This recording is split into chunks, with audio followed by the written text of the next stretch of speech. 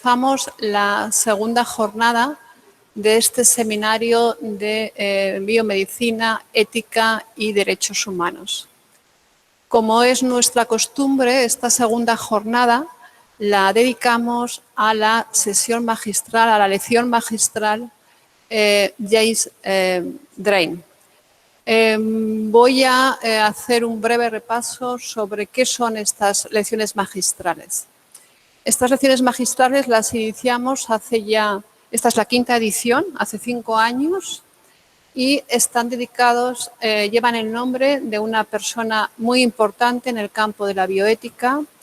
Él es norteamericano, uno de los pioneros en esta disciplina, que además pasó algunos años de formación aquí en España y que ha sabido tender puentes entre diferentes países, entre diferentes culturas, y tiene un importante número de seguidores en Sudamérica. Tuvimos la gran suerte y el honor de que él nos acompañara en la primera edición, en la primera lección magistral. En la segunda edición nos acompañó el profesor Siegel, muy admirado profesor Siegel, del Instituto Madlin de la Universidad de Chicago. En la tercera ocasión, en la tercera edición, nada más y nada menos que contamos con la participación de Mario Bunge, que este año nos ha dejado en el pasado mes de febrero, y yo creo que no solamente es obligado, sino que es una muestra de gratitud y de cariño el que en esta tarde le recordemos muy especialmente. Seguramente su intervención en este seminario fue la última que hizo, y hizo un gran esfuerzo por acompañarnos, y yo de verdad, casi fervorosamente, os recomendaría que accedierais a esa conferencia, que podéis encontrar tanto en la página web de la Fundación Assisa como en la página web del Instituto de Ética Clínica Francisco Vallés. Realmente merece la pena. Y en la última edición, hace un año, aunque parece que ha pasado más tiempo por las circunstancias, este año ha dado mucho de sí. El año pasado nos acompañó el profesor Amon Carmí, que también colabora asiduamente con nosotros. Él procede del mundo del derecho, fue juez en Israel y una de las personas que en estos momentos lidera las cátedras de bioética de la UNESCO en la región de Europa Occidental de la UNESCO. Por mi parte, nada, decir que es esta la primera lección magistral que contamos con un representante español. Seguramente ya tocaba, ¿no? Nos ha costado 5 años, son muchos años, y estamos especialmente contentos, Javier, de que hayas podido acompañarnos. Y como les decía ayer a nuestros estudiantes, también te lo digo a ti, confío que al final de la tarde te haya merecido la pena el esfuerzo que vas a hacer. Confío que así sea, y por nuestra parte pondremos todo para que estéis a gusto, también en tu caso, Tomás. Y por mi parte nada más, Benjamín, te cedo la palabra. Buenas tardes.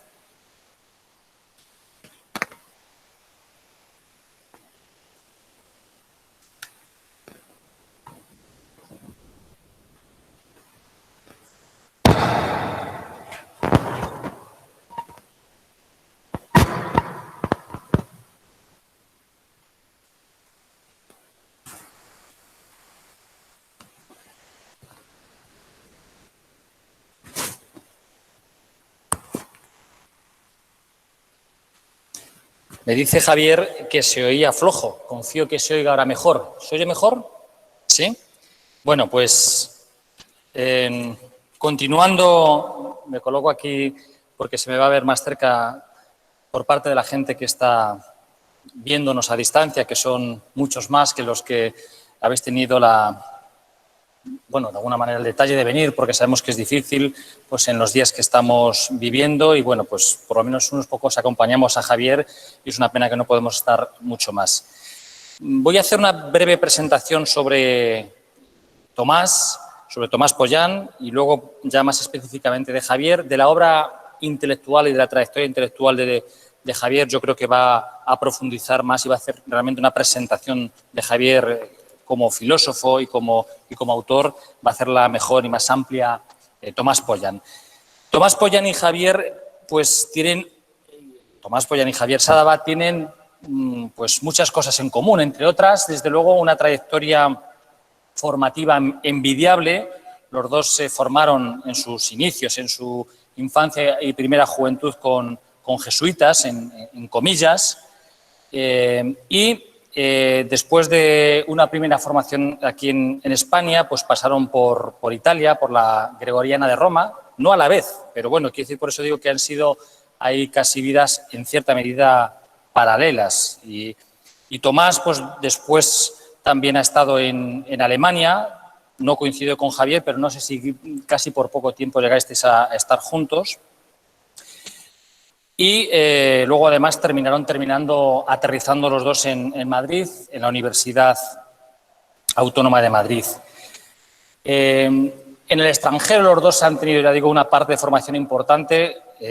Tomás, de alguna manera, completó su formación, además de en filosofía y la formación en teología que tuvo en Roma, pues la completó en París, donde hizo una formación también en antropología. Y en el caso de Javier, pues más adelante estuvo unos años también en Estados Unidos, completando en Nueva York, completando su formación. De manera que es envidiable, ya digo, la formación que han tenido. Y una cosa, desde luego, que tienen en común es que esa idea global del conocimiento, esa idea global de la filosofía que se echa tanto de menos, pues desde luego ellos dos la tienen. A ellos no les gusta que se hable así de ellos, pero esa idea, ese concepto del sabio, de la persona que tiene, el sabio que ya tiene que tener no solamente conocimiento, sino además experiencia, pues yo creo que lo reúnen los dos, porque han tenido experiencias y sobre todo una amplitud de conocimientos que yo creo que son casi representantes de una generación que es muy difícil que se vuelva ahora a repetir, ¿no? Porque ahora, desde luego, hay gente que tiene mucho más conocimientos que ellos en temas de tecnología, de todo tipo, etcétera, etcétera, pero ya no solamente en cuanto a conocimiento filosófico, histórico, antropológico, sociológico, etcétera, etcétera, sino cómo luego después tienen una capacidad extraordinaria los dos de relacionar todo eso, interconectar un campo con otro. Yo que he tenido la suerte de algunas ocasiones estar con ellos, pues la verdad es que, insisto, son muestra de una especie casi en extinción. En el caso de Tomás, hay un libro que se ha escrito sobre los dos, sobre la relación intelectual entre Javier y Tomás, lo escribió María del Olmo, y se llama así la obra, se llama Perpendiculares y paralelos, porque es verdad que han sido paralelos en muchas cosas y perpendiculares en otras. Y una de las divergencias, por así decirlo, que han tenido es que Tomás apenas ha escrito. A escribir, por lo que tengo entendido a través de Javier, ha escrito mucho, pero no ha querido o no le ha apetecido o lo que fuera, sus motivos tendrá, publicar. Mientras que Javier sí que le ha gustado mucho pues, escribir y de alguna manera divulgar el conocimiento y la obra que él tenía. Y esa característica le ha dotado a Tomás de un cierto, vamos a decir, eso tampoco se lo he escuchado a él, sino que lo he escuchado yo en otros ámbitos, de un cierto malditismo en cuanto a que dentro del ámbito del pensamiento, del ámbito filosófico, se le respeta muchísimo y casi se le tiene miedo en cuanto a que sus opiniones son muy contundentes, pero ya digo que son más bien los conocimientos verbales en conferencias, en coloquios, etcétera, etcétera, donde se ha podido disfrutar del conocimiento, sobre todo en antropología cultural, inmenso de Tomás. Y bueno, ya digo que en esas vidas perpendiculares y paralelas que han tenido, pues de eso nos podrá hablar después más Tomás. En cuanto a Javier, de sus datos biográficos tampoco voy a dar muchos más, algo se ha adelantado, sabemos todos que ha ejercido pues, como catedrático de ética y no sé si cómo se llamaba exactamente la cátedra, si era ética y filosofía de la religión, me parece que era una cátedra de ética y filosofía de la religión en la Universidad Autónoma, hasta que después ya fue catedrático emérito. Además de en España, pues en otros países, evidentemente, pues ha trabajado muchísimo. Y su obra es muy amplia, no solamente sobre la bioética. Ya digo que en relación con la amplitud de conocimientos y de inquietudes que han tenido los dos, pues Javier, por ejemplo, en sus inicios trabajó mucho sobre filosofía analítica, especialmente la obra de Wittgenstein, que él siempre dice que ha sido su maestro de alguna manera, o uno de ellos en filosofía. Sobre filosofía de la religión ha trabajado y ha publicado muchísimo, y simplemente como muestra de sus intereses voy a nombrar, por ejemplo, los últimos libros que ha publicado, entre otros muchos.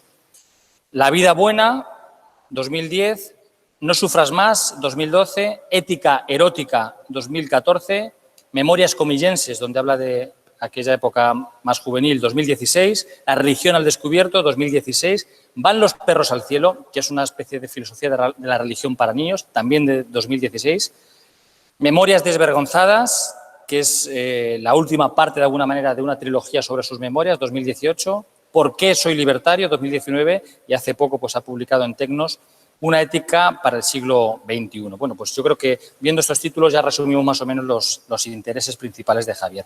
Y ya para finalizar mi presentación, decir que efectivamente, como decía María Tormo, es la primera vez que un filósofo español pues, va a hacer la lección magistral James Drain. Hasta ahora pues, hemos invitado siempre a extranjeros. Y a la hora de pensar un filósofo o un bioeticista, aunque ese término se quede un poco limitado al hablar de Javier, pues hemos pensado en Javier Sadaba porque posiblemente es el filósofo que más ha trabajado y más ha aportado al campo de la bioética en cuanto a publicaciones, en cuanto a conferencias, en cuanto a libros, de lo cual ya hablará después Javier. Y algunas notas, publicamos un artículo hace unos años en una revista española, Journal of Healthcare Quality Research, y publicamos un artículo hablando sobre, se llama así, el artículo Javier Sadaba, una bioética contra el sufrimiento. Y el artículo, que lo trabajamos entre 5 autores, pues analizamos las principales características de la bioética de Javier Sadaba. Y simplemente voy a hacer las notas principales que señalamos en este artículo. Por un lado, decíamos que Javier Sadaba, su bioética era una bioética procedimental. Él hablará luego después, si quiere, sobre cómo considera que tiene que ser la ética de la bioética, qué tipo de ética, qué procedimiento se tiene que seguir cuando se trabaja en bioética. Una concepción gradual de la bioética en cuanto a que no hay una diferencia cualitativa entre el ser humano y otras especies, sino que muchas veces hay una gradualidad entre el humano y otros animales. Una ética social muy vertida, evidentemente, al componente y al compromiso social. Una bioética laica, una bioética afirmativa en cuanto que siempre se lo ha escrito y se lo he escuchado a Javier, que en ética es muy fácil decir lo que no hay que hacer y prohibir, pero ahora decir qué es lo que hay que hacer, afirmar y saber cuánto bien y hasta qué punto tenemos que hacer bien, eso ya es más complicado. En el campo ya específico de la medicina, porque la bioética va mucho más allá del campo biomédico, pues le llamábamos al artículo una lucha contra el sufrimiento, y es evidente que la ética en el campo de la medicina de Javier ha ido siempre luchando contra el sufrimiento inútil y el sufrimiento que no aporta nada al ser humano. También una bioética abierta a la ciencia, por todos los miedos siempre que haya la pendiente resbaladiza de cuando hay una novedad tecnológica, qué puede pasar si abrimos ese camino, pues con prudencia, pero abierto a las novedades. Y, por último, el libertarismo, que ya digo del que habla en una de sus últimas obras, de sus libros, también lo ha aplicado al campo de la bioética, con la idea de que hay que dejar el mayor margen de decisión posible a los individuos, a los ciudadanos, en el ámbito de la salud y, bueno, pues siempre teniendo en cuenta pues, el contexto social, pero, insisto, dando el mayor margen posible de libertad de elección. Y ya para darle la palabra a Javier, además de agradecerle infinito que esté aquí, él sabe que yo pues, le admiro, le aprecio y simplemente quería terminar diciendo que, desde luego, si algo caracteriza desde mi punto de vista a Javier es que es una buena persona. Y esto todos los que le conocemos sabemos que es así, que es una buena persona y alguien que se hace y se deja querer. Y Javier, pues ahora va a hablar de ti un poquito Tomás, que es quien mejor te conoce y ya después te escuchamos. Donde estés más cómodo. Donde estés tú más cómodo.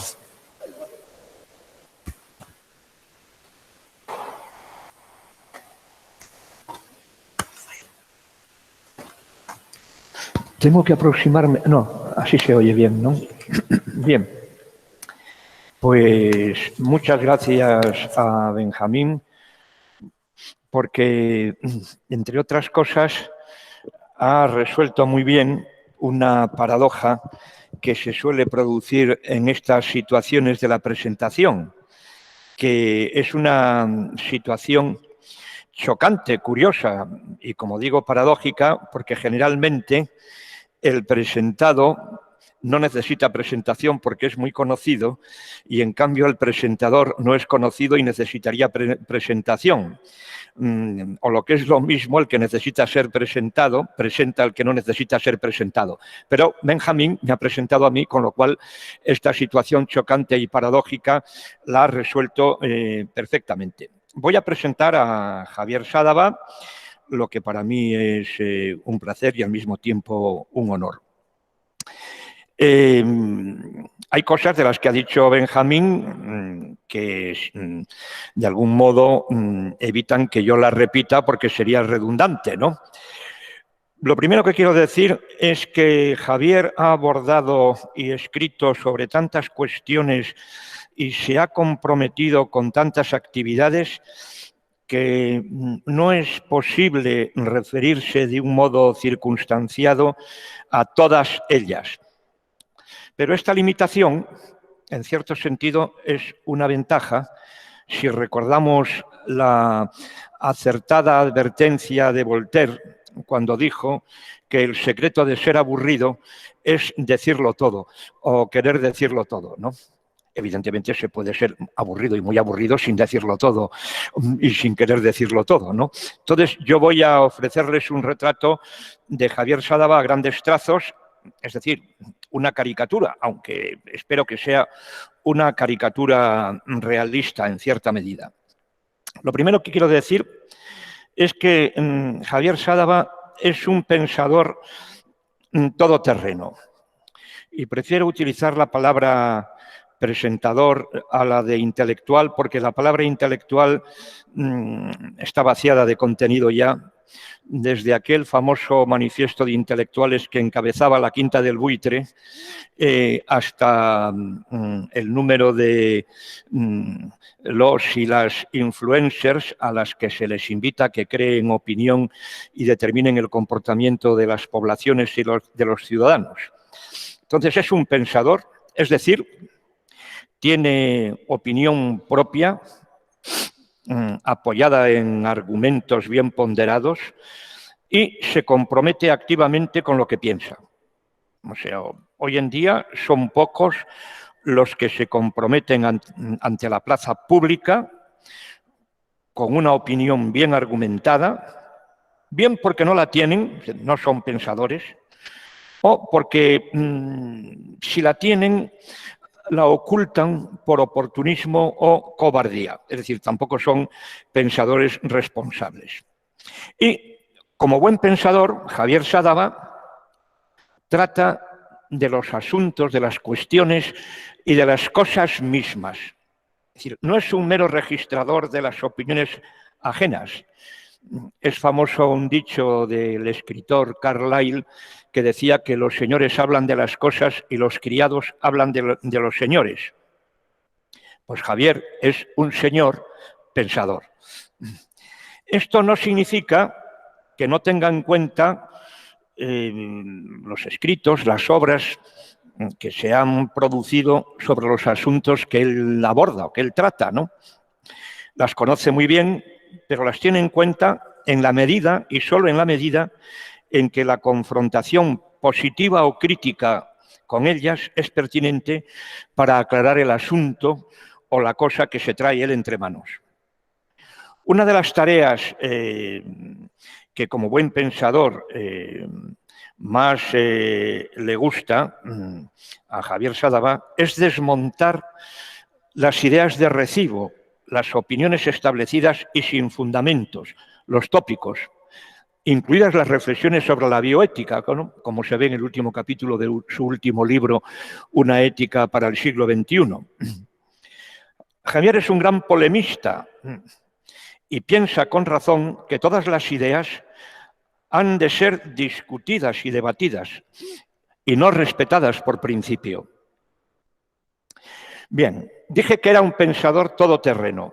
Si se me permite un símil ciclista, un poco especioso para ilustrar la actividad intelectual de Javier Sadava, diría que es un corredor completo. Es decir, es un consumado escalador que ha afrontado las más elevadas cumbres del pensamiento, o sea, Aristóteles, Hume, Wittgenstein, los creadores de la lógica moderna, o sea, Frege, Gödel, von Neumann.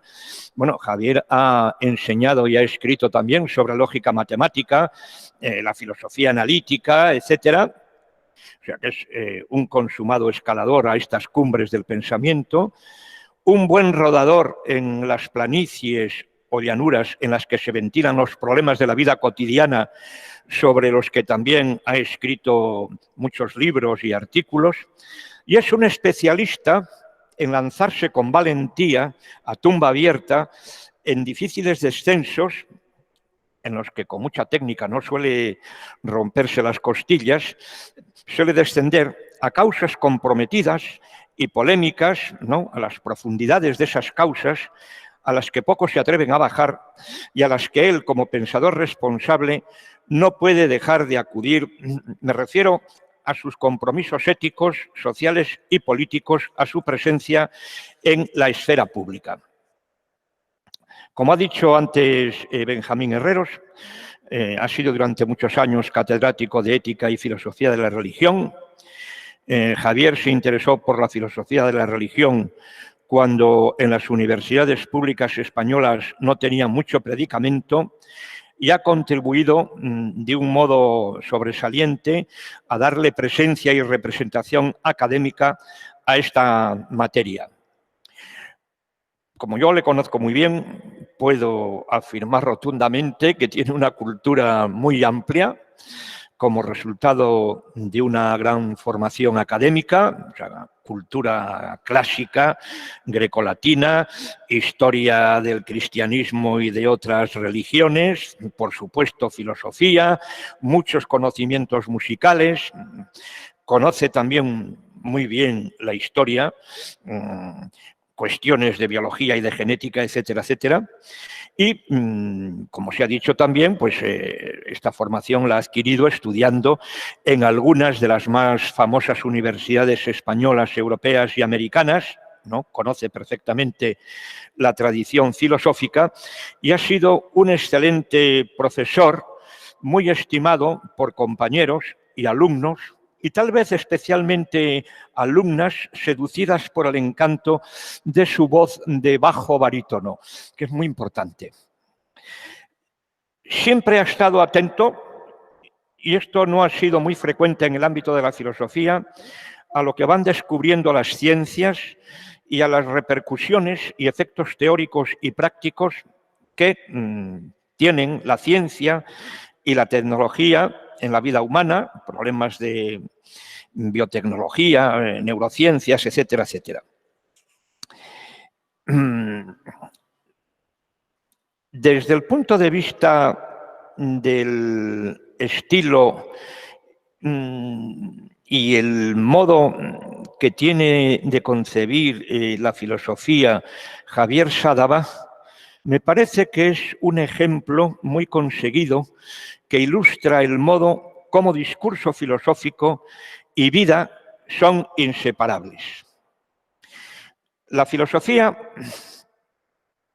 es y ha sido también, y ante todo desde la antigüedad, una manera de vivir y de enseñar a vivir, y el discurso filosófico se justifica más allá del placer que proporciona el puro ejercicio teórico, en la medida en que enseña a vivir mejor, a aproximarse a la sabiduría.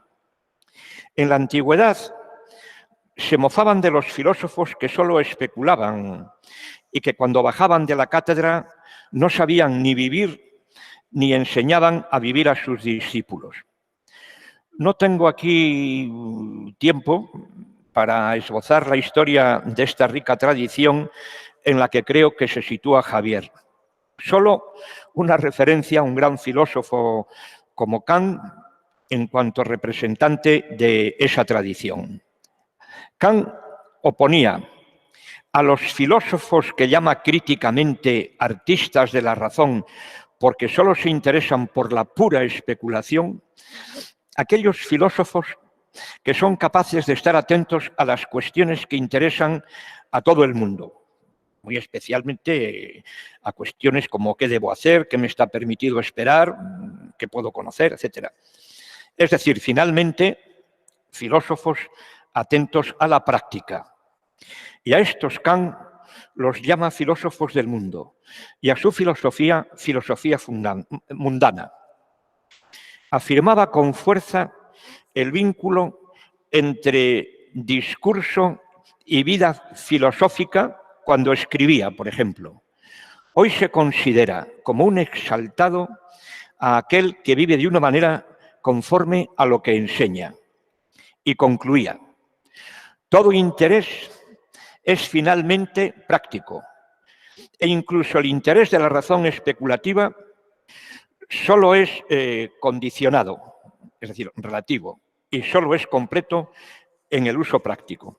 Pues bien, Javier se sitúa en esta tradición de la filosofía como filosofía o sabiduría práctica, como manera de vivir, como sabiduría de la vida, y ahí están sus libros, Saber vivir, Saber morir, Diccionario de ética, La vida buena, El amor y sus formas. Y hablando ya de sus libros, al margen de los que ha citado ya Benjamín en su intervención, sus libros, que son, si no recuerdo mal, del orden de 40 o poco menos, ¿no?, se pueden agrupar, grosso modo, en torno a 3 temas principales. Por una parte, a la exposición y a la crítica de la filosofía de uno de los más grandes filósofos, no solo del siglo XX, sino de toda la historia de la filosofía, que fue Wittgenstein.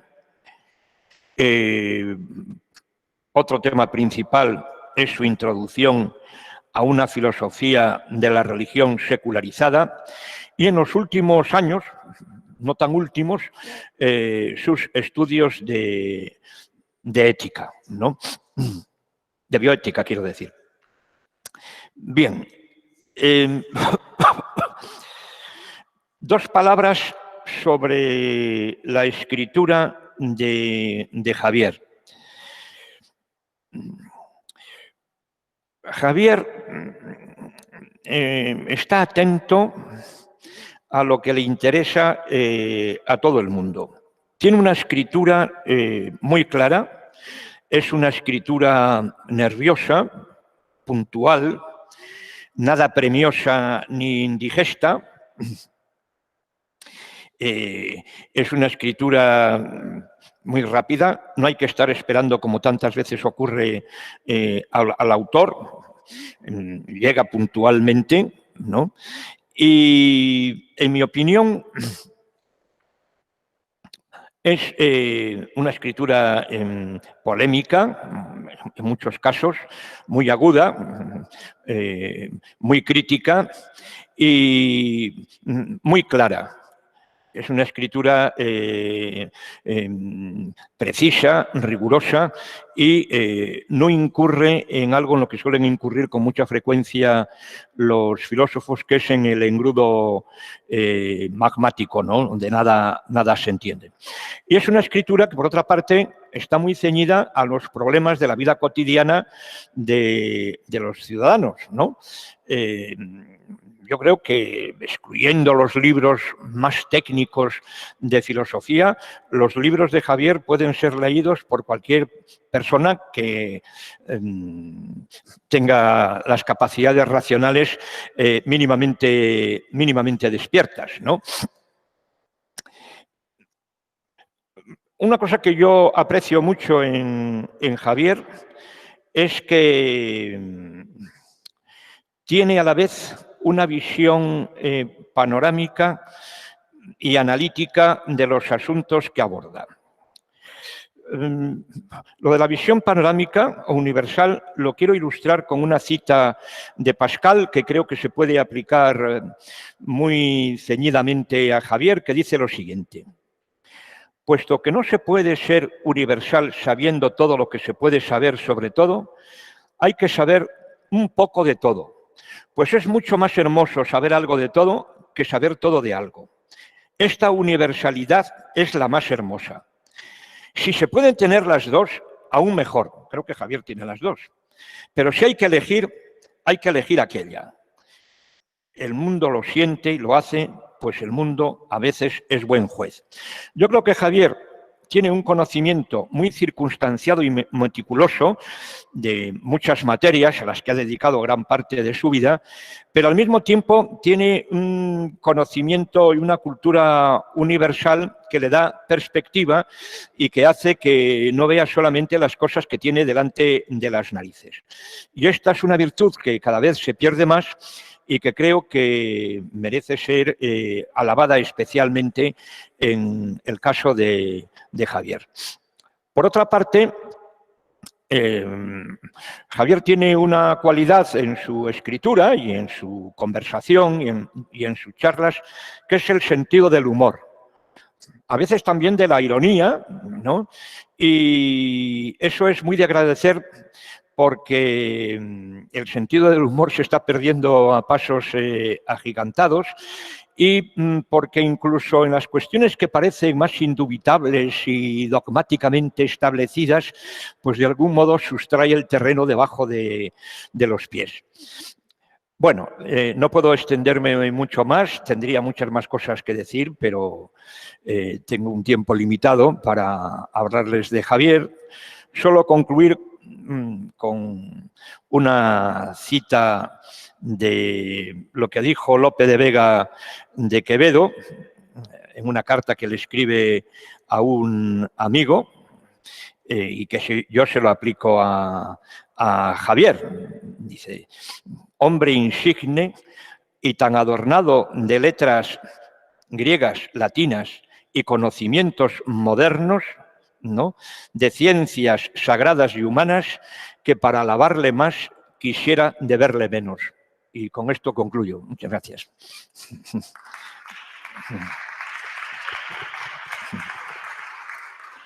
Bueno.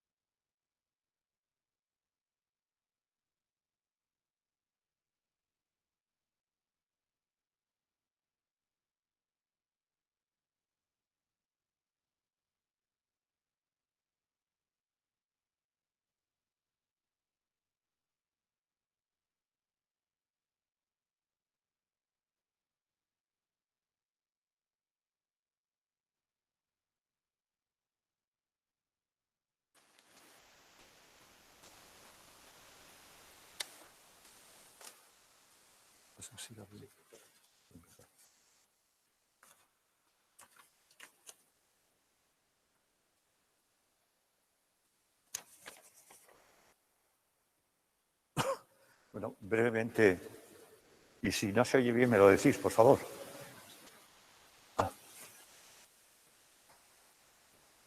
Que digo que brevísimamente quiero dar las gracias a quienes me han invitado. Yo lo personifico en Benjamín Herreros, mi gran amigo Benjamín Herreros, y naturalmente en todos aquellos que han colaborado. ¿Se oye? Sí. Que han colaborado en que tenga lugar este acto. Bueno, y a todos vosotros que estáis aquí. Y de manera muy especial a una pintora y bióloga, a Ana María Vacas, pues le quiero dedicar también lo que es la charla, que va a ser breve, va a ser bastante breve. Y por supuesto, lo que han dicho Benja, pues lo agradezco mucho. Lo que ha dicho Tomás, tengo que agradecérselo de manera especialísima, porque Tomás es mi gran amigo, mi maestro, una persona de la cual se aprende mucho, se está a gusto, tiene uno la capacidad de entrar en horizontes, en algunos claros y en otros más esquinados. Y os digo de verdad que si en este momento tuviera yo que decir en España una persona, dos, tres, que merecen la pena ser escuchadas, Una de ellas es Tomás Boyar. Bueno, yo voy a hablar de... que el título era, pues, cómo entré. A mí me dijo Benja que lo que debía hacer era exponer un poco mi trasiego que he hecho por bioética. Y lo voy a hacer, como es obvio, ajustándome también al tiempo. Y, por lo tanto, va a ser un poco mi entrada y salida, y después pues digo salida, de la bioética. Que, por cierto, pues si se me olvida después, yo la bioética al principio entré y no veía más que curas y clérigos, y estoy ahora a punto de salirme y no veo más que curas y clérigos. O sea, ahí se cierra algo que merece la pena pensarse, ¿no? Lo digo después, se aclarará más claro. Bueno, yo voy a dividir la charla en 4 partes. La cuarta va a ser la más crítica. Las 3 primeras voy a referirme a mí y mi entrada, como he dicho, en la bioética. Y podía haber hecho, en un principio pensé hacer una breve historia de la bioética y dije, no, ya hay muchas y la historia de la bioética es como un acordeón, se puede, llevar muy lejos o muy cerca, ¿no? Otra que me parece interesante sería una historia transversal, es decir, coger 4 ángulos de la ética, pues 4 ángulos que podrían ser el derecho, la genética, la filosofía, y qué sé yo, pues otra serie de nuevas tecnologías. Bueno, yo dije, esto es complicadísimo y está por hacer. Entonces, voy a decir primero 2 palabras iniciales. Bueno, bioética, porque conviene recordar, las cosas se olvidan con facilidad, viene de bios, biu, y no hace falta saber mucho griego para saber qué quiere decir vida, y ética. Y ética, que para Aristóteles quería decir carácter, es decir, el carácter que tiene que hacer una persona para obtener el fin deseado con los medios o virtudes adecuadas. Después, sin embargo, se ha liado toda la etimología, viene de ethos, del griego, de moral, de mos moris, y entonces andan ahí ética y moral, unas veces como sinónimos y otras veces como diferentes. Personalmente yo las tomo como diferentes, aunque las utilizaré aquí de una manera más o menos equivalente. Y diferentes en el sentido de que para mí, no para otros, la ética serían aquellos principios básicos, universales, que todos deberíamos tener, y la moral pues podría ser un conjunto de principios que uno puede tener en un terreno concreto. Por ejemplo, ética de igualdad tiene que tenerla todo el mundo. Ahora, unos, sin embargo, en su moral estarán a favor del aborto o en contra, a favor de la eutanasia o en contra. Aprovecho la ocasión para hacer una defensa de la eutanasia, a ver si una vez pasa el Parlamento y se instituye aquí algo que es de sentido común, que es algo que está pidiendo la gente constantemente y que es algo que va directísimamente al corazón del sufrimiento. Bueno, de filosofía iba a decir, la ética, la bioética, por lo tanto, será la ética de la bioética, será una ética aplicada. Es decir, uno tiene una ética determinada, una moral determinada, y con esa, ¿qué hace? Se proyecta en algo que tiene una importancia fáctica, de datos, por alguna circunstancia. Por ejemplo, hay ética de los animales. ¿Por qué? Por la conciencia de que los animales son mucho más parientes nuestros de lo que se pensaba, hay una ética de los animales. O ética de la publicidad, o ética de la profesión.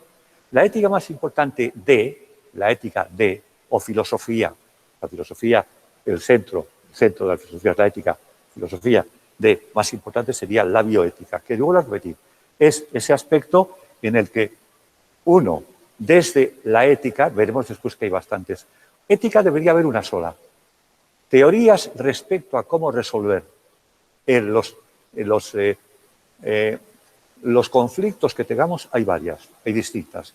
Y ahí veremos enseguida por qué.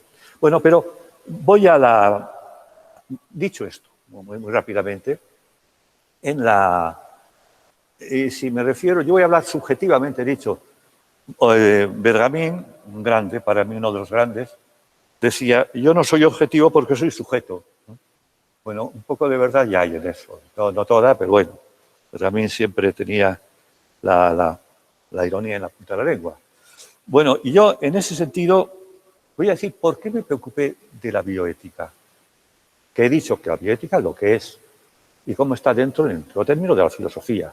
La filosofía es una visión del mundo, es una visión existencial, analiza las palabras, los significados y al mismo tiempo está picoteando, suelo decir yo, de todas las ciencias. Bien, en ese conjunto, que es la bioética, y ahora veremos cómo se puede dividir, yo entré primero por un señor que tenía un bigotazo tremendo, me acuerdo de él. Bueno, ya antes había problemas, aborto, eutanasia, los que Florencia Luna llama problemas sexy, yo no sé por qué. Dice porque son eternos, viejos, bien, sexy, en cuanto que son más fáciles, más difíciles resultan de resolver, pero más fáciles de tratar. Bueno, Diego Bigotes era un médico que desapareció de una vez en una representación que estábamos, que tenía que hablar yo y tenía que hablar otro, y Aranguren, se me acercó y me dijo, oye, ¿te interesa la bioética? Y dije yo, ¿pero qué bioética? Ya hablaremos un día, es lo más importante. Y me quedó grabado aquello. Después, otra vez hablando con Alberto Portere, con Umbral, me dijeron, Javier, ¿y qué hay de la bioética? Y decía, bueno, pues yo por ahí oigo muchas cosas, no me convencen muchas, creo que hay bastante, pues, no sé, palabra vacía, pero algo que tenga un cierre categorial, que se diría, como lo tiene la química, la física, pues yo la verdad es que no lo veo por ahí. Y entonces sí que empecé a meterme mucho más y para eso hice una división que me parece fundamental. La de la vida, siempre juzgada desde la ética, y la vida puede entenderse en dos sentidos distintos. La vida desde el punto de vista científico, la vida desde el punto de vista humanista. La vida desde el punto de vista científico, que es, desgraciadamente, de lo que menos se estudia en bioética, es fundamental. Hay que saber algo o mucho de genética, de epigenética, que se diría ahora, mucho más compleja, por cierto, de lo que parecía. Hay que seguir avanzando y conocer, no ya que se van quedando viejos, los temas de la clonación, del envejecimiento, del rejuvenecimiento, de lo que pueden ser las células madre embrionarias, pero conocer, por lo menos conocer, las civilizaciones que se pueden dar, etcétera, la ética de los animales, sino dar un paso que en este momento es un paso de gigante y fundamental, que es el poshumanismo. Cuando digo post, por decir post, no transhumanismo, posthumanismo. ¿Podría esto que la evolución ha dado en podemos llamar el género humano, generar otro tipo de lo que llamamos también especie? ¿Podría darse, como piensa en Kurzweil, máquinas con una mente dentro, o Broston, que opina no tanto, pero casi lo de él, Big Data que entrarían dentro de todas nuestras vidas, es decir, iba a decir elementos, no son elementos, sino que nuestro cráneo quedara al descubierto de una manera patética en algunos casos, no patética en otros, y sobre todo la superinteligencia. Podríamos llegar a la superinteligencia. Parece que estamos llegando. Sería para todos, para otros. La van a tener políticamente, ese es un problema decisivo, solo las grandes empresas. Podría biomejorarnos y, por lo tanto, las enfermedades que hasta ahora nos están derrotando, ser derrotadas. Ese es el tema de nuestros días. Ese es un tema de bioética.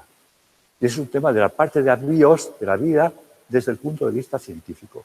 Pero hay otro, que a mí me parece que es el que más suena, y no es el más importante, pero es el que más suena. Y de él lo han absorbido el derecho y la medicina. A mí me parece que de una manera un tanto parcial, por no decir un tanto, muy parcial.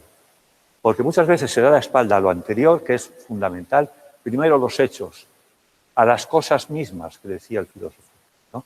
Y de ahí después está el problema de la salud, evidentemente, con todas las connotaciones políticas, evidentemente. Pero no, lo que no se puede hacer es o judicializar todo, es lo más fácil. ¿Es lo más fácil? Bueno, pues al final, como se está cambiando constantemente de normas, pues se cambia una norma por otra. Pero ¿cuál es la norma de las normas? ¿En qué ética se basa para hacer eso? Eso yo no lo veo tanto. O, por ejemplo, ya lo que me parece el colmo, reducir toda la ética, dando la espalda a la primera parte de dicho biocientífica, toda la ética, toda la bioética, a una parte clínica, que es la relación médico-paciente, parte clínica, y se toma con un descaro monumental como los principios de la bioética, y se dice que son 4. ¿Pero quién ha dicho eso? Pues de eso se vive, y eso posibilita que mucha gente te clase. Eso posibilita que se convierta la bioética en algo light. Y eso posibilita que se digan muchas cosas que son fraudulentas. Porque claro, todo esto viene, primero habría que apartarse, alejarse hasta un tal John Rawls, que en filosofía política fue fundamental, que él hizo una sociedad bien ordenada, hizo un índice lexicográfico. El lexicográfico quiere decir que como una A, B, C, D, una sociedad bien ordenada, primero libertad, después igualdad y después ya el principio de diferencia, que es bastante complicado. Dos espabilados que fueron Bichans y Childress quitaron uno, el último, mejor dicho, lo quitaron y pusieron dos. Y sacaron los 4 principios de la bioética. Los 4 principios de la bioética que ruedan por ahí como si fuera la ética. Eso es una parte mínima de una parte de lo que es la parte humanista de la bioética. Y encima con bastantes errores. Por ejemplo, ¿quién ha dicho que son 4? ¿Por qué? ¿Pero por qué? Al que me diga alguien, que me argumente por qué tiene que ser 4. De la autonomía, Dios me libre, hablar de la autonomía sin tener una idea bastante exacta de lo que es la libertad, como diría Kant.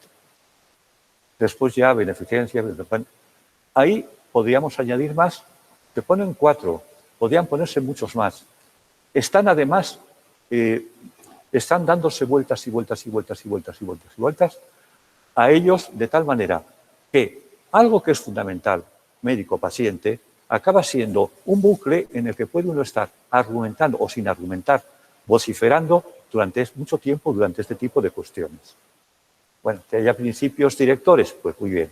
Que no sea un protocolo, pues muy bien, etcétera, etcétera. Pero colocar eso como si fuera el núcleo de la bioética me parece que es un error, que se está dando cada vez menos, pero que habría que, por lo menos yo quiero llamar la atención sobre el asunto. Bueno, yo voy a acabar esta parte primera, solo voy a sacar las consecuencias enseguida, diciendo que la bioética tiene que tener filosofía arriba. He dicho de filosofía 4 o 5 cuestiones. Filosofía es filosofar. Filosofía, lo decía Tomás, por cierto. Sí, iba a decir algo más de Tomás. Bueno, que todo lo que dice siempre no la apuntada sin hilo, ¿no? El pensador, yo suelo añadir libre pensador, eso es el filósofo, filosofar. Ética, saber mucha más ética. No se puede dar bioética sin tener un curso, 2 o 3 de ética. Eso es fundamental. Y después conocer los datos que sabemos y que van cambiando constantemente dentro de lo que es el mundo de la vida científica. En esa vida científica que no es, vamos a ver, no es lógica sin más, no es nomológica sin más, como sería la física, está cerca, está en medio, es la biología, es la medicina, con esa parte de arte, de técnica, etcétera, ¿no? Bueno, todo eso es la bioética. Si quiere ser completa, si no quiere estar coja, si no quiere estar sin manos, si no quiere ser más que un repetir y repetir algo que alguna vez se dijo y ahora viene bien repetir, sin más. Bueno, por cierto, sí, y de las teorías, os lo he dicho antes, una vez que he dicho que la ética sería lo que engloba, a la hora de decir, bueno, ¿y qué es el bien? ¿Cuáles son los deberes? Le voy a poner los deberes negativos son el no hacer mal, como decía muy bien Benja. Pero los más importantes, los positivos, aquellos que me hacen ir más allá de la norma, que me hacen bueno por sí mismo.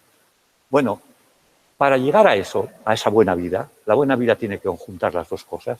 Eso es lo que querían los clásicos, eso es lo que querría yo, y eso es lo que querría que hiciera todo el mundo. Para eso hay que decir primero, ¿y qué es lo bueno? ¿Y qué son los deberes buenos? Y aquellos deberes que nos obligan, y aquellos deberes que nos dicen lo que no hay que hacer. Pues ahí sí que nos dividimos. Unos piensan que los deberes los recibimos del más allá, de la trascendencia. Que quede claro que en una ética laica eso no tiene ni trascendencia, ni la legalidad divina tienen su lugar. Puede decirse por intuicionismo, uno intuye que es el bien. Todo el mundo sabe que no tenemos un órgano de la intuición, aunque sí tenemos capacidad para intuir. Al final se imponen dos maneras de acercarse al bien o de construir ese bien. Una es la consecuencialista que dice, bueno es aquello que tiene buenas consecuencias, es un tanto tautológica, pero lo voy a dejar así. Simplemente que el resultado, no la acción, sino el resultado, sea que lo que valga. Que al final uno pueda decir, hemos ganado. Y la principialista, la que después, históricamente, de muchos pasos, ha llegado a la conclusión que hay 3 o 4 principios que tienen que estar en la acción ya, independientemente de las consecuencias. Y que esa es la ética deontológica, la kantiana o neokantiana, algunos diríamos neokantiana, ¿no? Mira más las acciones, el principio, y otra, las consecuencias. Yo creo que hay que hacer es combinar las dos cosas. Combinar la deontologista, o los principios, y la otra, la consecuencialista. Con esa sí que podríamos andar hacia la vida buena de todos, porque en este barco estamos todos. No hay una ética subjetiva, antes lo decía yo, pero lo decía la cita vez. La ética es objetiva, no tiene la objetividad de la física, pero intenta que todos demos argumentos, tengamos, por lo menos que haya, como decía Anspruch de objetividad, deseo de objetividad, ¿no? Y para eso argumentar y después decidir, pero tener en cuenta los hechos. Bueno, eso es lo que yo quería decir de esta parte, que es que me ha llevado a mí a ello, He escrito varios libros al respecto, he dado bastantes conferencias y bueno, vamos, he dedicado bastante mi vida. O sea, no hago eso de los libros, no lo digo como umbral, para decir he escrito libros. Digo por dar más datos respecto a aquello que ha funcionado en mí como algo ligado a la bioética en los últimos años. Empiezo a salirme ya porque me estoy cansando. Y me estoy cansando por lo que he dicho antes. Veo que cada vez es más fácil dar bioética y yo creo que tenía que ser mucho más difícil. Veo que cualquiera puede dar bioética y creo que tendría que dar gente muy preparada a bioética. Después, me decía una vez Mosterín que a él, que era un buen amigo y un buen bioético, decía que la bioética, tal como estaba funcionando, le parecía un nido de grillos, un saco sin fondo. ¿No? Bioética, para la bioética. Los Big Data, a la bioética. Los otros qué, a la bioética. Toda la bioética. No, bueno, habría que ser un poco más serio en eso, ¿no? Después, por otra parte, ha sido absorbido por una raquítica ética clínica, que es a la cual me he referido al hablar de los 4 principios. Es que ha sido absorbida. Ha sido absorbida también por mucho legalismo. Y eso me parece que es una parcialidad considerable. Y por otra parte, algo que tiene que ver con la ética teológica a la cual me refería antes. Se inmiscuye en aspectos en los cuales no tendría por qué inmiscuirse, no la bioética, pero una buena parte de la bioética. Yo me acuerdo, acabo con esto, con una anécdota. Estaba una vez en un plató de televisión y estaba no es el jesuita, iba a decir Gallo, no es Gallo, Gafo, un tipo benemérito, sin duda.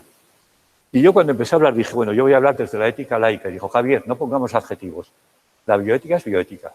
Bueno, a poco después el hombre murió y sacan un libro, sus discípulos, titulado Bioética Teológica. Y yo, bueno, pues parece que sí la hay, ¿no? Bueno, el peligro de esta bioética teológica es que se inmiscuya en aquellas cuestiones que tienen que resolverse en una sociedad democrática razonando, sin rayos ni truenos del más allá. Y yo creo que últimamente, si uno echa un vistazo, lo dije al principio, empezó con Rahn, Elhaerin, etcétera, una serie de teólogos, y actualmente tenemos una cantidad de comités de bioética, de escritos, de librerías, de libros, etcétera, etcétera, etcétera, de ética o de bioética, más bien teológica. Yo creo que eso es una de las razones que me hacen ser más escéptico respecto a qué pueda ser la bioética y que me hacen tener un pie fuera de la bioética, a pesar de que he tenido los dos desde el principio muy dentro. Acabo ya. Aún así, si ha muerto la bioética, viva la bioética. Pero si vive la ética, será Toulmin decía, o se dice que decía, le han puesto a Esteban Toulmin, que la medicina o la bioética salvó a la ética.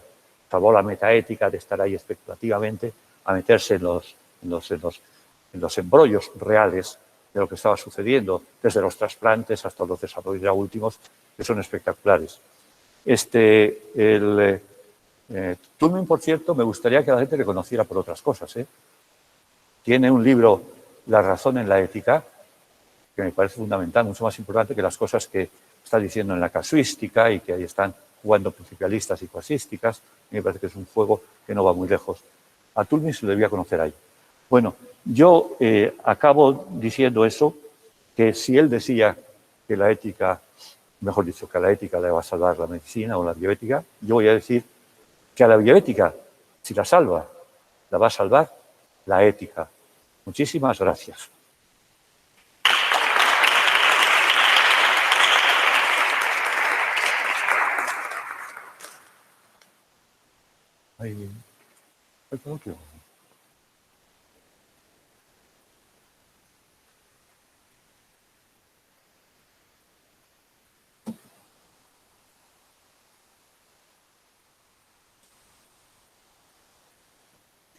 Bueno, a ver, ¿se oye esto? Bueno, muchas gracias, Javier. Sabemos que has hecho un esfuerzo porque todavía estás algo convaleciente de una enfermedad, aunque perdona que lo diga aquí públicamente, pero vamos, que estás todavía un poco convaleciente, sabemos que has hecho un esfuerzo. Y bueno, pues en un ratito más, pues vamos a ver si alguien de aquí de los presentes, si te quieres sentar para estar más aquí bien. Si alguien de los presentes seguro que querrán hacer alguna pregunta, alguna duda, alguna cuestión que tengan que hacerte, pues para, aprovechando que está aquí Javier, pues es el momento, ¿no?, de hacer esa cuestión. Si no, yo iba a preguntarte, Javier, que es decir, cuando tú hablas de que la ética habla sobre lo universal, sobre unos principios generales universales, a mí me cuesta más aún con las culturas liberales en las que estamos, ¿no?, donde cada uno define lo que es el bien, lo que es lo correcto. ¿Cómo es posible llegar a unos principios o a unas normas que sean universales y que nos valgan para todos? Porque, claro, para eso, entre comillas, el derecho casi busca eso, ¿no? Entonces, al final, ¿qué hacemos? La ética se asimilaría de alguna manera así al derecho, ¿no? Entonces, ¿cómo buscamos o cómo encontramos esas normas? Bueno, hay dos en lo que has dicho, hay dos cuestiones, dos preguntas que yo distinguiría. La primera, ¿cómo encontrar la universalidad en la ética? Bueno, primero voy a contestar negativamente. Si la ética no fuera universal, no era ética, sería una ética relativa. De una ética relativa hay muchos ejemplos de Williams, de Poa Parnan, cómo han reducido al absurdo que una ética pudiera ser, por ejemplo, torturar está bien en Marruecos, pero en España no. Eso no es ética. Por ejemplo, la ablación del clítoris está bien en Arabia Saudí, pero en España no. Eso no es ética. Eso no es ética. Si no la hay, no hay ética. El asunto es cómo la hay. Claro, yo he dicho debería ser universal. He dicho debería ser. Eso es una cuestión que es probable que si la humanidad avanza por un lado más correcto, por el que está avanzando, la globalización consigue unos bienes mayores que males, y no es esa contracapitalista globalización, pues por distintas que sean las culturas, acabará habiendo unos principios que valgan para todos, y en realidad los hay. Por ejemplo, y esto valdría incluso como un principio lógico, una tautología. No creo que haya ninguna cultura en la cual pudiera ser válido que se puede torturar a un bebé por placer. No habría. Es decir, que podemos pensar que, de la misma manera que hay casos extremos en los cuales estamos más tuchos para decir que no se puede hacer, también podríamos encontrar otros, por ejemplo, los mismos derechos humanos, que es una declaración y que es un ideal, se propusieron como ideal, que están mal hechos en su redacción, que tienen además un consejo que decide de una manera arbitraria, porque son 5 que deciden todo, que además no es coercitivo, con lo cual no puedes imponerlo, pero no deja de ser un ideal, no deja de ser un ideal. Es decir, que sí podemos ir, y cada uno desde su sitio, buscando eso. Tugendhat, en la última vez que hablé con él, me dijo, para mí, después de haberla defendido durante tantos años la universalidad de la ética, es lo que me parece más difícil. Yo, por lo menos lo digo como tendencia, que quede como tendencia. Y otra cosa, el derecho, si no es un derecho positivo, y un derecho positivo que se base solo en sí mismo no es derecho, el fuero de los españoles también era un derecho positivo, el de Franco. Y no era legal, pero no era legítimo. Un derecho, si quiere ser legítimo, tiene que estar fundamentado en la ética, y si no, no lo es.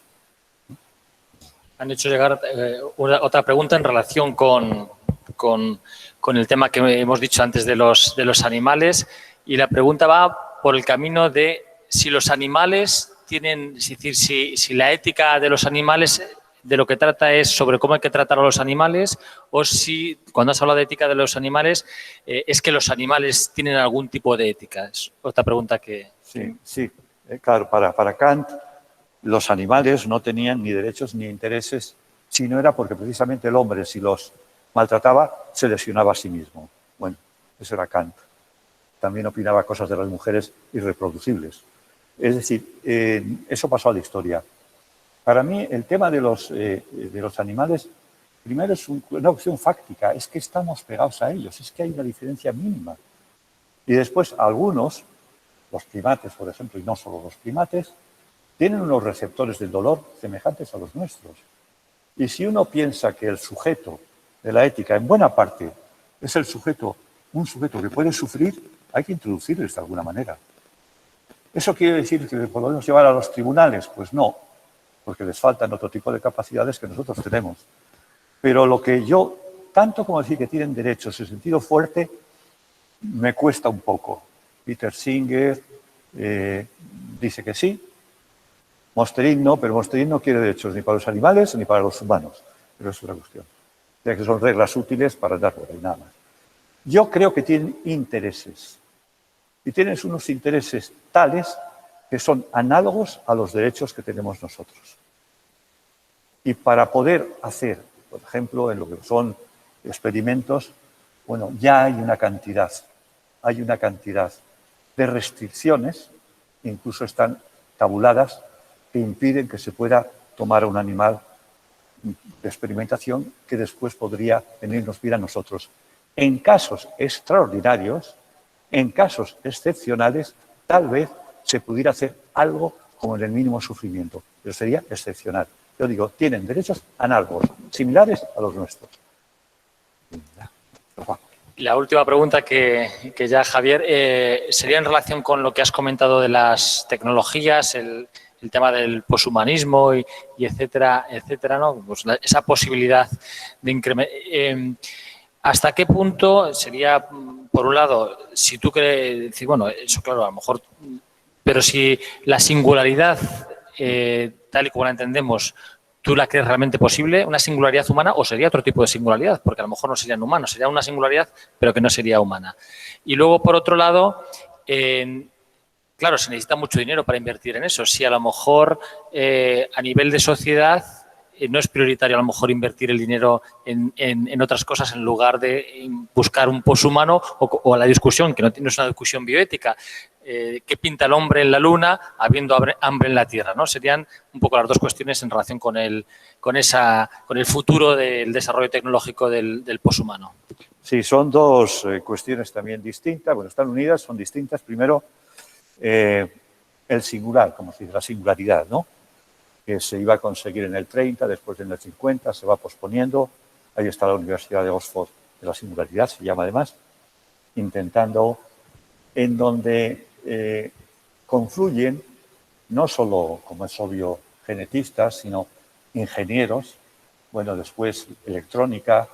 Hay una cantidad de ciencias que están, bueno, pues intentando hacer algo que según los manifiestos y su manera de hablar, sería, primero empezaron a decir transhumano, más allá del humano, y después ya poshumano, es decir, el género que pudiera venir sería tan distinto de nosotros como nosotros podemos ser del gorila o del chimpancé. Sería naturalmente un salto en la evolución. Ahí se plantean muchas cuestiones Unas son de orden científico, estrictamente científico, porque la evolución no para. Y la evolución no es eso de que la evolución cultural para a la otra, no es verdad. La evolución no sabemos por dónde puede ir. Y además la evolución le ha dado al humano una serie de herramientas que pueda de alguna manera orientarla. Es decir, ¿qué puede pasar ahí? Yo no lo sé. Yo lo que huyo es de un sí o un no total. Eso de eso no se va a conseguir nunca. Hombre, es muy difícil que se consiga que tengan sentimientos morales. Es muy difícil que tengan un lenguaje tan rico como lo puede tener un bebé, que tiene recursividad y por lo tanto decir muchas más frases que pueda decir un robot, ¿no? Pues es difícil que pueda tener una serie de características que nos parecen que son muy, muy propias. Yo tengo catalogadas unas cuantas, pero ¿quién lo sabe? ¿Quién lo sabe? Yo lo único que puedo añadir es que tendría que haber mucha más transparencia, tendría que haber mucho más diálogo real entre aquellos que se dedican a la filosofía moral y los que se dedican al desarrollo estricto del robot, llamémoslo como queramos. Pero mucho más sincera, más directa, no más de misas negras, de ahí nos reunimos, hablamos, no, en serio. Y unos sabiendo más del otro y los otros del otro. Que si no es una pared que no se entiende. Pero por una parte yo creo otra. Y por otra parte, la base falla cuando se dice, por ejemplo, podrían tener una ética distinta a la nuestra. Hombre, y a veces yo me sonrío, ¿no? Porque digo yo, ¿y cuál es nuestra ética? Porque es un desastre nuestra ética. Si vamos a una sociedad que está inmersa en cientos de conflictos, una sociedad con un egoísmo tremendo, y una sociedad en donde las cuatro, Amazon, etc., y unas cuantas más, pueden llevarse todo de tal manera que hagan que la máquina piense, si se pudiera hablar así, en función del sesgo que le den, o el humano se haga máquina en función del sexo que le den, bueno, naturalmente, eso, si lo trasladamos a ese poshumano, no nos va a dar nada que nos interese, al menos a aquellos que tenemos la ética que tenemos, que una ética que queremos, que no pierda nunca la alteridad, el altruismo, que no pierda nunca, que no quiera para otro lo que no quieres para ti, que no pierda eso, la regla de oro. Esa es la situación y yo poco más podría decir. Y en cuanto ya lo de la financiación que te he dicho, ¿tú piensas que es prioritario financiar todo eso habiendo otras necesidades? Te pregunto, ¿eh? No, por supuesto que no creo que sea prioritario, ni mucho menos. Es verdad que se pueden hacer cosas al mismo tiempo, por ejemplo. La aspirina, pues ha resuelto muchos problemas. La píldora ha resuelto muchos problemas. Es decir, se pueden ir haciendo cosas que exigen tecnología, sin duda alguna. Ahora, entre si la cuestión es sí o no, si es un dilema, es gastar miles y miles y miles de millones, como se hizo, por cierto, con la fibrosis quística, que solo era de blancos, claro, ¿no? Mientras hay 1.000 millones de personas pasando hambre, yo digo rápidamente, no. Lo primero es lo urgente es lo inmediato. Y después ya iremos a la luna. Algunos no sé si estamos ya, pero bueno, sería una buena ocasión si previamente hemos resuelto las necesidades. Bueno, pues muchas gracias, Javier. Ahora va a bajar el profesor Vandrés, que sabes que es el presidente del comité científico. Y María Tormo, pues como representante.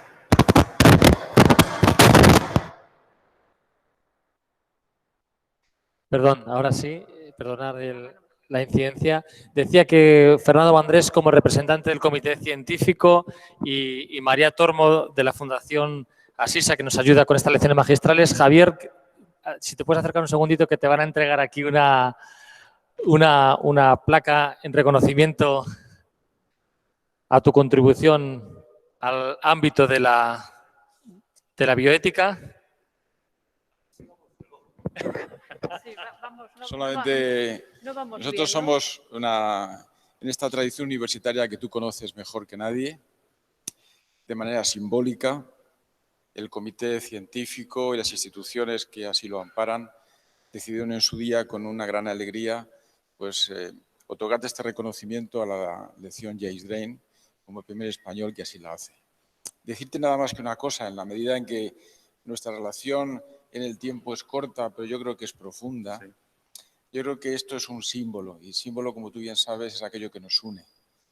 Y sigo pensando al oírte y al escucharte, como siempre, y al leerte, que desde el mundo universitario esta representación de alumnos en unas circunstancias muy especiales, como las que son ahora, muy especiales, y que van a tener gran trascendencia en el futuro, yo creo, Javier, que hago buenas las palabras de algún filósofo que tú sabrás y yo solamente tengo en la mente, que sentirse reconocido o sentirse amado da mucha más fuerza que sentirse fuerte. Y nosotros te queremos mucho. Así que, adelante. Ya, con todo el cariño.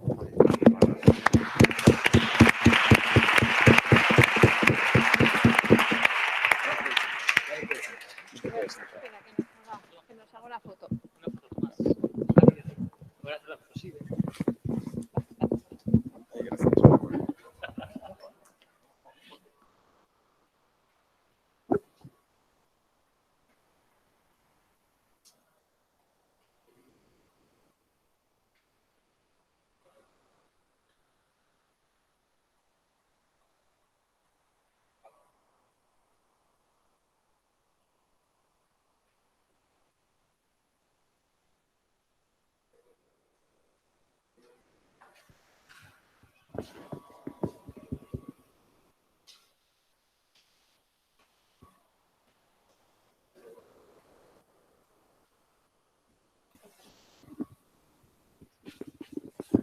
Bueno, queridos amigos y compañeros que estáis aquí esta tarde, que nos habéis acompañado de manera tan amable haciendo este esfuerzo.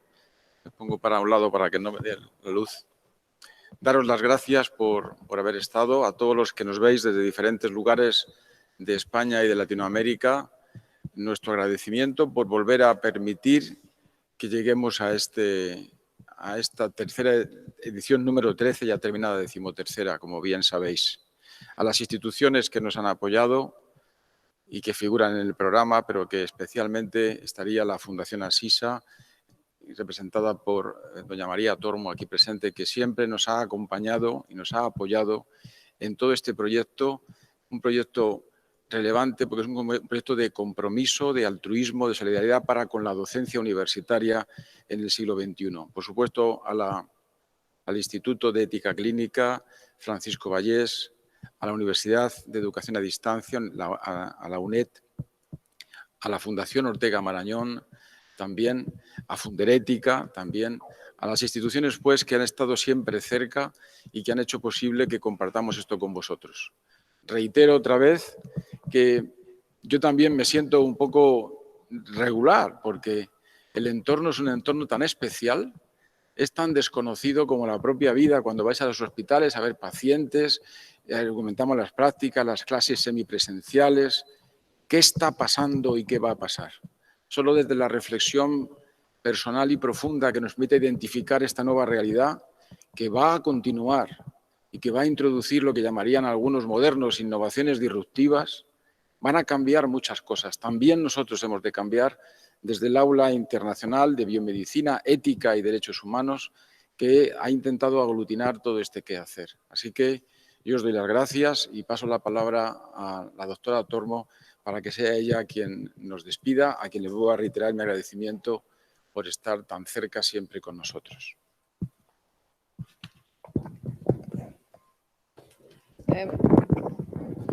Muchas gracias, Fernando. Muchas gracias a todos. Me han encomendado en el día de hoy acabar igual que he empezado. Simplemente deciros que os emplazamos al año que viene. Hace un año teníamos pocas dudas sobre lo que queríamos para este año. Ahora mismo no sé qué pensar y qué nos vamos a encontrar el año que viene.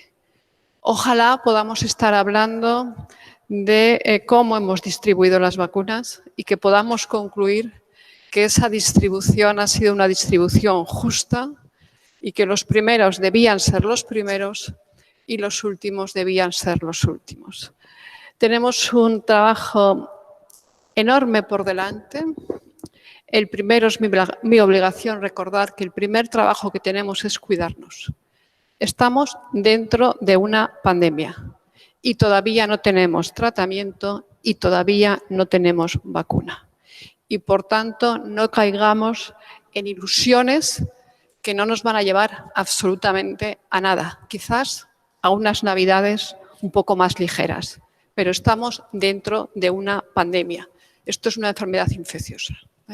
Seguramente ya no estábamos acostumbrados a tratar con enfermedades infecciosas. Así que muchas gracias a todos por vuestro tiempo, por vuestro interés por el campo de la ética y yo creo que ya nos vemos el próximo año, confío que nos veamos todos y estoy segura que el próximo año hablaremos de la vacuna, de las vacunas. Así que muchas gracias y hasta el próximo año. Enhorabuena a todos.